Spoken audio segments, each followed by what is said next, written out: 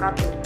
Baik, di sini saya akan memaparkan materi saya yaitu yang berjudul Analisis Isi Kemasan Rokok Indonesia, Kegagalan Pematuhan Regulasi dan Promosi Produk dan Keuntungan. Nah, yang pertama yaitu latar belakang. Bungkus rokok itu merupakan sebuah paparan relaksmen mini properti yang paling intim dan sering terlihat oleh para perokok. Setiap kali perokok ini menyalakan rokoknya, hal ini memberikan kesempatan industri rokok untuk meneliti setiap ruang yang tersedia termasuk bagian dalam bungkus rokok untuk mempromosikan produk tembakau kepada para perokok dan non-perokok. Dimulai pada bulan Januari 2018, Indonesia telah mengeluarkan Peraturan Menteri Kesehatan Nomor 56 Tahun 2017 dan menetapkan peraturan kedua itu menerapkan peringatan kesehatan bergambar PHW dengan masa tenggang itu 12 bulan dibandingkan dengan 18 bulan pada putaran pertama, dan putaran kedua ini berlaku penuh pada tanggal 11 Januari 2019. Selanjutnya yaitu metode analisis isi kemasan rokok. Nah, penelitian kualitatif dengan fokus pada analisis kandungan pada bungkus rokok dilakukan pada periode 1 April sampai dengan 31 Agustus 2019. Nah, sampel bungkus rokok diambil dari rokok eceran pada periode 12 Januari 31 Maret 2019 dengan asumsi bahwa PPI pada tahap 2 sudah efektif dilaksanakan di pasaran, kecuali bungkus rokok edisi khusus yang dikumpulkan yaitu pada tahun 2018. Selanjutnya yaitu sampel dan unit observasi isi kemasan rokok. Untuk mengambil sampel kemasan untuk analisis, pengetahuan dasar minimal tentang populasi kemasan rokok di Indonesia diperlukan sebagai panduan untuk metode pemilihan kemasan yang dapat diandalkan untuk observasi. Wawancara tatap muka dilakukan dengan pejabat kunci dari Badan Pengawas Obat dan Makanan sebagai penilaian awal untuk memahami luasnya merek dan varian rokok yang dijual di Indonesia. Sebagai penelitian terdiri dari 42 rokok dari berbagai dan variasi, termasuk yang pertama yaitu 18 sampel dari Jakarta, yang kedua yaitu 5 merek paling populer, yang ketiga yaitu 18 bungkus edisi khusus, yang keempat yaitu satu rokok ilegal. Nah, selanjutnya yaitu unit observasi isi kemasan rokok. Nah, beberapa unit observasi isi kemasan rokok yaitu yang pertama bahan kemasan, yang kedua ukuran, yang ketiga itu panel depan dan belakang, yang keempat panel samping, yang kelima posisi pita cukai, yang keenam panel bawah, yang ketujuh panel atas, yang kedelapan pita sobek, yang kesembilan itu bagian dalam kemasan, dan yang kesepuluh yaitu batang rokok. Baik, selanjutnya yaitu hasil isi kemasan rokok.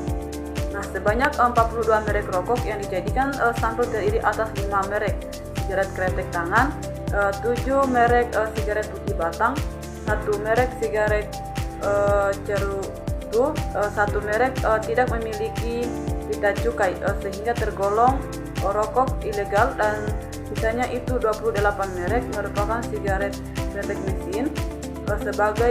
Sebagian besar kemasan sampel berukuran normal. Baik, selanjutnya yaitu hasil strategi promosi produk. Mengingat besarnya PHW sebesar 40%, industri tembakau telah memanfaatkan secara maksimal sisa 60% kemasan pada panel depan dan belakang itu, termasuk panel dalam untuk keperluan pemasaran.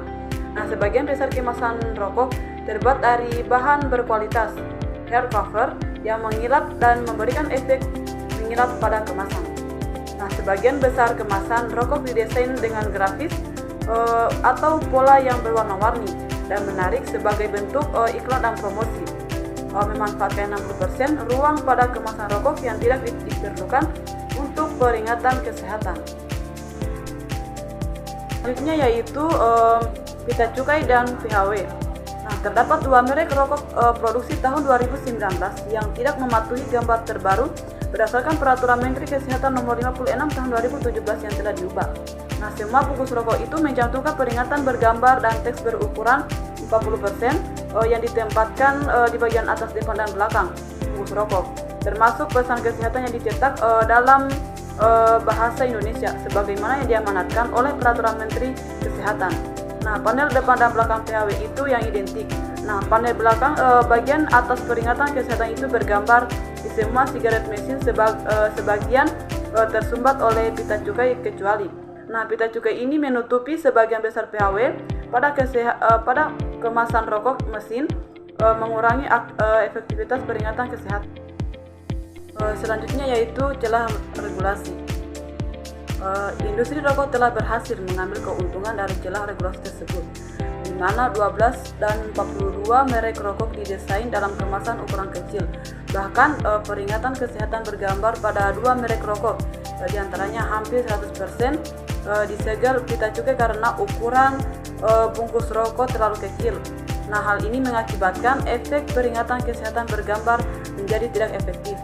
Hal ini terjadi karena pita cukai yang didesain untuk rokok kretek mesin lebih besar dari jenis rokok lainnya, dan regulasi tersebut hanya membatasi jumlah batang rokok putih tanpa ada standar ukuran bungkus rokok yang boleh beredar di pasaran. Selanjutnya yaitu yang terakhir, pemanfaatan kemasan rokok untuk promosi produk. Nah, mengingat besarnya PHW sebesar 40%, industri tembakau telah memanfaatkan secara maksimal sisa 60% kemasan pada panel untuk panel depan dan belakang, termasuk panel dalam untuk keperluan pemasaran. Nah, sebagian besar kemasan rokok terbuat dari bahan yang berkualitas, hair cover yang mengilap dan memberikan efek mengilap pada kemasan. Nah, sebagian besar kemasan rokok didesain dengan grafis atau pola yang berwarna-warni dan menarik sebagai bentuk iklan dan promosi.